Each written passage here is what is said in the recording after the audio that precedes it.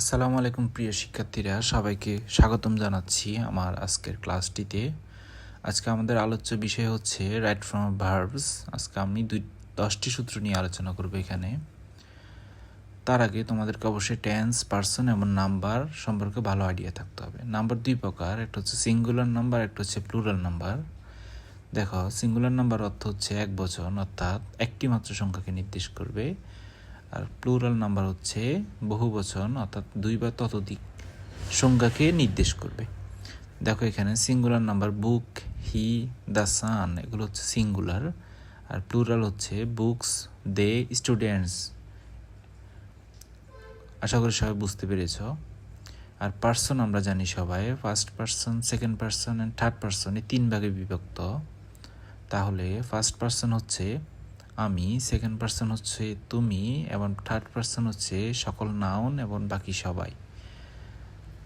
First person যদি উদাহরণ হিসেবে আমি বলি, I, mine, we, my, me, we, ours, us, এগুলো সকল শব্দই হচ্ছে first person. And second person যদি আমি বলি ইউ, ইউর, ইউর সেলফ, এগুলো হচ্ছে second person. And third person যদি আমি বলি he, she, it, they, their, sun, moon, সকল নাউন এবং বাকি সবাই হচ্ছে থার্ড পার্সন। আমি যদি প্রথম সূত্রতে যাই, দেখো প্রেজেন্ট ইনডিফিনিট টেন্সে সাবজেক্ট যদি থার্ড পার্সন সিঙ্গুলার নাম্বার হয়, ভার্বের শেষে এস বাই এস যুক্ত হবে। সবসময় মনে রাখবে সেন্টেন্সটি অবশ্যই প্রেজেন্ট ইনডিফিনিট টেন্স হতে হবে। যেমন হি গো টু স্কুল, যেহেতু এখানে হিটি হচ্ছে থার্ড পার্সন সিঙ্গুলার নাম্বার, তাই গোয়ের পরে ইয়েস যুক্ত হয়েছে। আরেকটি যদি সেন্টেন্স দেখো, the earth move round the sun, এখানে মুভকে চেঞ্জ করতে হবে আমাদেরকে। তাহলে দ্য আর্থ হচ্ছে third person and singular number এবং মূল ভার্বের শেষে এস বাই এস যুক্ত হয়েছে। আশা করি সবাই বুঝতে পেরেছ। আমরা দ্বিতীয় সূত্রতে যাই। দেখো দ্বিতীয় রুলসে কোনো সময় যদি উল্লেখ না থাকে এবং কোনো সেন্টেন্সে যদি, দেখো সবাই, কোনো সময় যদি উল্লেখ না থাকে এবং কোনো সেন্টেন্সে যদি always, regularly, generally, usually, occasionally, normally, naturally, frequently, everyday, daily, often, sometimes, এই সকল ওয়ার্ড থাকে, তাহলে অবশ্যই প্রেজেন্ট ইনডিফিনিট টেন্স হবে। আমরা সবাই জানি প্রেজেন্ট ইনডিফিনিট টেন্সের সূত্রটি হচ্ছে সাবজেক্ট প্লাস ভার্বের বেস ফর্ম, অর্থাৎ প্রেজেন্ট ফর্ম প্লাস অবজেক্ট।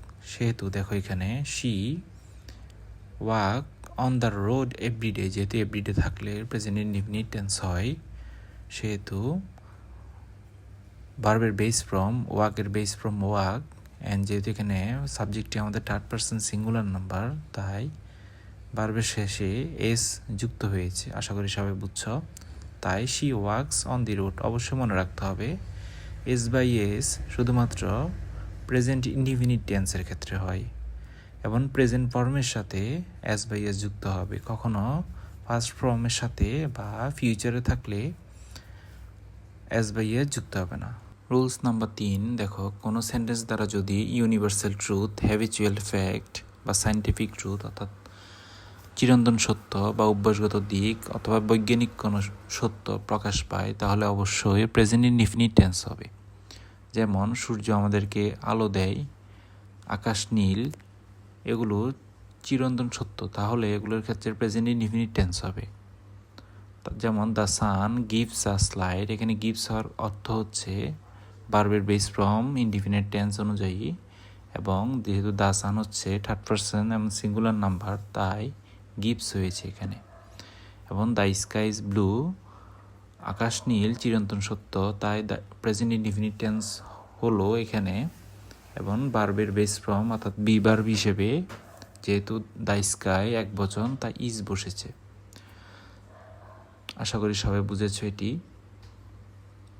অবশ্যই রাইট ফর্ম ভার্বস করার সময় টেন্স সম্পর্কে ভালো আইডিয়া থাকতে হবে। 4 নম্বর রুলস যদি দেখো, কোনো সেন্টেন্সে যদি now, at this moment, at the moment and at present, day by day, increasingly, rapidly, right now থাকে, তাহলে অবশ্যই ভার্বটি প্রেজেন্ট কন্টিনিউয়াস টেন্সে হবে। যেমন এখানে দেখো নাও আছে, তাহলে ইউ ড্যাশ নাও, আমাদের ভার্বটি হচ্ছে সুইম, তাহলে হবে কি প্রেজেন্ট কন্টিনিউয়াস টেন্সের সূত্র অনুযায়ী অ্যাম ইজ আর প্লাস ভার্বের সাথে আইএনজি, তাহলে যেহেতু নাও এখন বর্তমান বোঝায় তাই ইউ আর সুইমিং নাও। আশা করি সবাই বুঝেছ। পরের এক্সাম্পলটা যদি আমরা দেখি, দেখো যেহেতু লিখছে now I am going to hospital, যেহেতু নাও একটি কন্টিনিউয়াস ওয়ার্ড এখন বোঝাচ্ছে, আমরা জানি নাও থাকলে প্রেজেন্ট কন্টিনিউয়াস টেন্স হয়, তাহলে সূত্র অনুযায়ী এম আসবে প্লাস ভার্বের সাথে একটি আইএনজি যুক্ত হবে। আশা করি সবাই বুঝছো। রুলস নাম্বার 5 নাম্বারটি দেখো, কোনো সেন্টেন্সে যদি just now, already, recently, yet, ever, lately, immediately, so far ইত্যাদি থাকে, তাহলে প্রেজেন্ট পারফেক্ট টেন্স হবে। এই ওয়ার্ডগুলো দিয়ে মেইনলি কোনো ওয়ার্ড পূর্বে সংগঠিত হয়ে এখনও চলমান বোঝায়। যেমন they just have finished their work, এখানে দেখো ফিনিশ কীভাবে চেঞ্জ হলো, যেহেতু জাস্ট আছে তাহলে এটা প্রেজেন্ট পারফেক্ট টেন্স হবে। প্রেজেন্ট পারফেক্ট টেন্সের সূত্র হচ্ছে হ্যাভ অথবা হ্যাজ আসবে প্লাস ভার্বের ফার্স্ট পার্টিসিপল অর্থাৎ B3 আসবে, তাহলে দে জাস্ট সূত্র অনুযায়ী হ্যাভ এবং ফিনিশের B3 হচ্ছে ফিনিশড, তাহলে they just have finished their work. পরেরটি যদি দেখো I have already completed this work, যেহেতু এখানে অলরেডি শব্দটি আছে তাহলে প্রেজেন্ট পারফেক্ট টেন্সে হ্যাভ অথবা হ্যাজ প্লাস ভার্বের B3 হবে, তাহলে I have completed B3 completed this work. আশা করি বুঝেছ। 6 নাম্বার রুলস, অতীত নির্দেশক কোনো শব্দ যে ওয়ার্ডগুলো অতীতকাল বোঝায়, যেমন yesterday, one day, ago, once, last, after, a few days, last night, once upon a time, in the first, previously ইত্যাদি ওয়ার্ড থাকে, তবে ভার্বের ফার্স্ট ফর্ম হবে। এই ওয়ার্ডগুলো দিয়ে অতীতকাল বোঝায়, তাহলে এই ওয়ার্ডগুলো অবশ্যই আমাদেরকে মুখস্থ রাখতে হবে। যেমন I saw you long ago, এখানে সি চেঞ্জ হয়ে স হয়েছে বিকজ লং অ্যাগো একটা অতীত নির্দেশক শব্দ, তাই সি এর ফার্স্ট ফর্ম স হয়েছে। And once upon a time একদা এক সময় অতীত নির্দেশক শব্দ, তাই দেয়ার বিভার্ব হিসেবে এম ইজ আর না হয়ে ওয়াজ হয়েছে। আমরা জানি বিভার্বের ফার্স্ট ফর্ম হচ্ছে ওয়াজ। রুল নাম্বার 7, কোনো কাজ পূর্বে শুরু হয়ে এখনও চলছে বোঝাতে ভার্বটির প্রেজেন্ট কন্টিনিউয়াস টেন্স হয়। যেমন সেক্ষেত্রে সিন্স ও ফর অবশ্যই সেন্টেন্সে উল্লেখ থাকবে। যেমন they have been playing for 2 hours, অর্থাৎ এখানে দেখবে ফর অ্যান্ড সিন্স শব্দগুলো রয়েছে এবং প্রেজেন্ট পারফেক্ট কন্টিনিউয়াস টেন্স হয়েছে। এখানে দেখো আমরা জানি প্রেজেন্ট পারফেক্ট কন্টিনিউয়াস টেন্স অনুযায়ী হ্যাভ বিন অথবা হ্যাজ বিন আসবে প্লাস ভার্বের সাথে আইএনজি আসবে, তাহলে দে হ্যাভ বিন আমরা আনলাম এবং প্লের সাথে আইএনজি যুক্ত হয়ে হলো they have been playing for 2 hours, that means হচ্ছে তারা 2 ঘন্টা ধরে খেলছে। ঠিক সেম আরেকটি এক্সাম্পল দেখো, she has been watching TV since morning, সে সকাল থেকে টিভি দেখছে। আশা করি সবাই বুঝছ। 8 নাম্বার রুলস যদি আমরা দেখি, at that moment, then, at that time ইত্যাদি দ্বারা নর্মালি অতীতকাল বোঝায়, তাই ফার্স্ট কন্টিনিউয়াস টেন্স হবে। তাহলে 3টি কিওয়ার্ড মনে রাখতে হবে। যেমন এক্সাম্পল দে, যেহেতু এখানে অ্যাট দ্যাট মোমেন্ট আছে তাহলে they were playing at that moment, তারা ওই সময় খেলছিল। যেহেতু অ্যাট দ্যাট মোমেন্ট আছে সেহেতু দের সাথে আমরা জানি পাস্ট কন্টিনিউয়াস টেন্সে ওয়াজ ওয়ার প্লাস ভার্বের সাথে আইএনজি বসে, তাই they were playing at that moment, প্লের সাথে আইএনজি যুক্ত হয়েছে।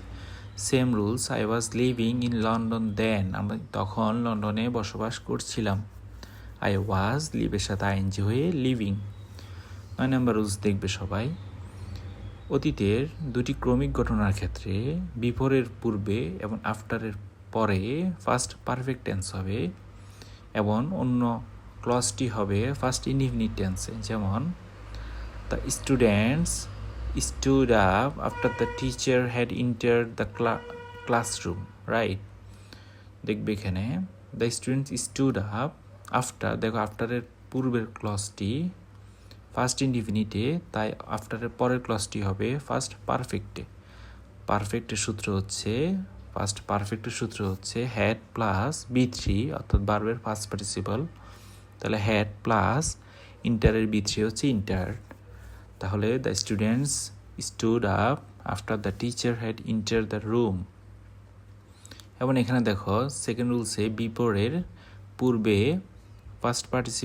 ফার্স্ট পারফেক্ট টেন্স হবে এবং বিপরের পরবর্তীতে দেখো এটা ফার্স্ট ইনডিফিনিট, তাই আমরা জানি ডায়ের ফার্স্ট পার্টিসিপাল ফর্ম হচ্ছে ডাইড এবং সূত্র অনুযায়ী ফার্স্ট পারফেক্ট অনুযায়ী হ্যাড আসবে। তাহলে the patient had died before the doctor came. আশা করি সবাই বুঝছ।